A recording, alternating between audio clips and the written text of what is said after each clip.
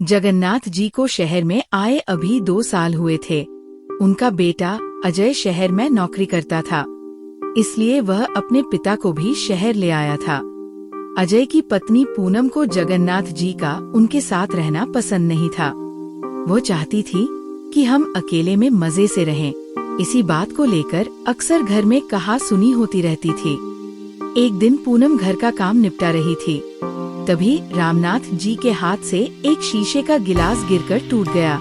पूनम को बहुत गुस्सा आया। वह बोली, बाबूजी, आपको दिखाई नहीं देता कि मैं सारा दिन घर का काम करती रहती हूँ और आप नुकसान करते रहते हैं। अब कौन ये समेटेगा? पूनम की बात सुनकर जगन्नाथ जी बोले, बेटी, मैं साफ कर देता हूँ। ये कहकर जगन्नाथ जी कांच के टुकड़े समेटने लगे। तभी एक कांच उनके पैर में चुभ गया। खून की धार फूट पड़ी। जगन्नाथ जी ने किसी तरह कांच का टुकड़ा पैर से निकाला और बहू को आवाज दी। पूनम आई और खून देखकर चिल्लाने लगी, ये क्या किया? सारा फर्श गंदा कर दिया। दवा लगाइए, इस पर जाइए अपने कमरे में। मेरा काम और बढ़ा दिया। जगन्नाथ जी लंगड़ाते हुए अपने कमरे में पहुंच गए। सामने टेबल पर उनकी पत्नी की फोटो रखी हुई थी। उसे देखकर उनकी आंखों में आंसू आ गए। जब वो जिंदा थी तो जगन्नाथ जी को कभी एक गिलास पानी नहीं लेने देती थी। उनका बहुत ख्याल रखती थी। शाम को जब अजय घर आया तो पूनम ने उसे सारी बात बता दी। अजय पापा के कमरे में गया और बोला, पापा, मुझे लगता है आपको यहाँ लाना ही नहीं चाहिए था।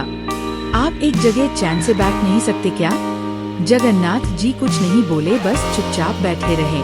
कुछ देर बड़बड़ाकर अजय बाहर चला गया। जगन्नाथ जी कहीं अतीत में खो गए। जब अजय पैदा हुआ था, उन्होंने पूरे गांव को दावत दी थी। उनकी पत्नी अनीता ने बहुत लाड प्यार से अजय को पाला। अजय जब थोड़ा बड़ा हुआ तो रामनाथ जी उसे अपनी साइकिल पर बैठाकर स्कूल छोड़ने जाते थे। गांव से दूर बड़े से स्कूल में उसका दाखिला करवाया था। दोपहर को खेत में काम करते करते हमेशा घड़ी देखते रहते थे। जैसे ही अजय की छुट्टी का समय होता, उससे पहले ही स्कूल के गेट पर पहुंच जाते थे। अजय को घर पर छोड़कर फिर साइकिल उठाकर भरी दोपहरी में खेत पर जाते और रात तक मेहनत करते थे। अजय जब 5वीं 8वीं क्लास में आया तो एक दिन अपने पिता से बोला, पिताजी, आप मुझे स्कूल छोड़ने मत जाया करो। मेरे सारे दोस्त मजाक उड़ाते हैं। आप मुझे एक साइकिल दिलवा दो। अनीता जी ने बोला, अच्छा, अपने बाप के साथ जाने में शर्म आती है, कोई साइकिल नहीं मिलेगी, जाना है तो पैदल जा। जगन्नाथ जी ने अजय की बात को समझकर उसे साइकिल दिलवा दी। धीरे धीरे वह पढ़ लिख गया और शहर जाकर नौकरी करने लगा। जगन्नाथ जी से अब काम नहीं होता था।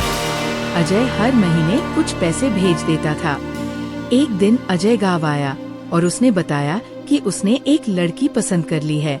वो दोनों शादी करना चाहते हैं, लेकिन वो आप लोगों को शादी में नहीं बुला सकता। शहर की शादी में आप लोग सही नहीं रहोगे। ये सुनकर जगन्नाथ जी और अनीता का दिल टूट गया। अनीता ने तो कुछ ही दिन बाद बिस्तर पकड़ लिया। 2 महीने बाद अजय पूनम को लेकर गाँव आया, लेकिन एक ही दिन रुककर वापस जाने लगा। जगन्नाथ जी ने उससे कहा, बेटा, कुछ दिन रुक जा, शायद तेरी माँ की अंतिम घड़ियाँ आने वाली है। कुछ दिन तुम लोग साथ रहोगे तो उसे अच्छा लगेगा। अजय ने कहा, पिताजी, पूनम नहीं रुकेगी, उसे गाँव पसंद नहीं आ रहा है। दोनों चले जाते हैं। कुछ दिन बाद अनीता जी अपने बेटे को याद करते करते दम तोड़ देती है।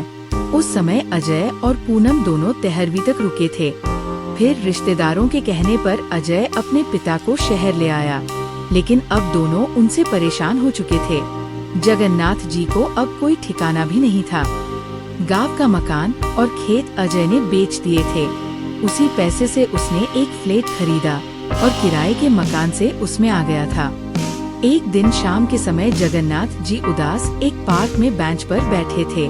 उनके जीवन का अब कोई मकसद नहीं था। तभी उन्होंने देखा 3-4 उनकी उम्र के लोग वही पार्क में बैठे हंस रहे थे। सभी एक दूसरे से मजाक कर रहे थे। जगन्नाथ जी को ये देखकर अपने गांव की याद आ गई। गांव की चौपाल पर वे भी गांव वालों के साथ अपने सुख दुख बांटते थे। इसी बीच किसी की आवाज से उनका ध्यान भटका। उन्होंने नजर उठाकर देखा तो उनमें से एक सज्जन उनके सामने खड़े थे। वे जगन्नाथ जी से बात करने लगे। उन्होंने अपना नाम धर्मेंद्र बताया। उन्होंने कहा, आप भी बहू बेटे से परेशान हो? जगन्नाथ जी ने कहा, नहीं नहीं, ऐसी कोई बात नहीं है। ये सुनकर धर्मेंद्र जी हंसने लगे। अरे भाई, हमसे कुछ छिपा नहीं है। हम सब भी अपने घर वालों से परेशान थे, लेकिन आज देखो हम कितने मजे में हैं।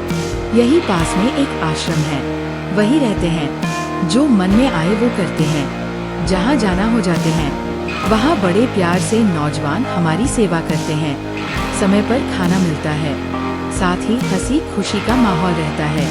छोड़े इस उम्र में अपनी बेइज्जती करवाना, आ जाओ हमारे संग। ये सुनकर जगन्नाथ जी की आंखों से आंसू बहने लगे। धर्मेंद्र जी ने बाकी सबको भी बुला लिया। फिर वे जगन्नाथ जी को आश्रम दिखाने ले गए। वहाँ सब खुशी खुशी रह रहे थे। वहाँ उन्हें कुछ लड़के लड़कियाँ मिले जो वहाँ सेवा करते थे। उन्होंने बहुत प्यार से जगन्नाथ जी की सारी बात सुनी और उनसे कहा, दादाजी, आप हमारे आश्रम में आ जाइए। यहाँ हम आपकी इतनी सेवा करेंगे कि आप अपना दर्द भूल जाएंगे। जगन्नाथ जी के लिए ये सब बिल्कुल अलग था। गांव में तो ऐसा कुछ नहीं था। अगले दिन वे अपना सामान लेकर घर से चल दिए। उन्होंने अजय और पूनम को कुछ नहीं बताया और आश्रम पहुँच गए। वहाँ जाते ही उनका स्वागत हुआ। अब वे वही रहते हैं। वहाँ उन्हें बहुत आदर सम्मान के साथ नाश्ता, खाना और पैसे भी मिलते थे। अब वे भी उस ग्रुप का हिस्सा थे जहाँ केवल खुशियाँ बांटी जाती थी। दोस्तों, उम्मीद करती हूँ कहानी पसंद आई होगी। वीडियो को लाइक करें, शेयर करें और आराधना टून्स को सब्सक्राइब करना ना भूलें। अगली कहानी में फिर मिलेंगे, एक नई कहानी, नई सीख और नए जज्बात के साथ। नमस्कार।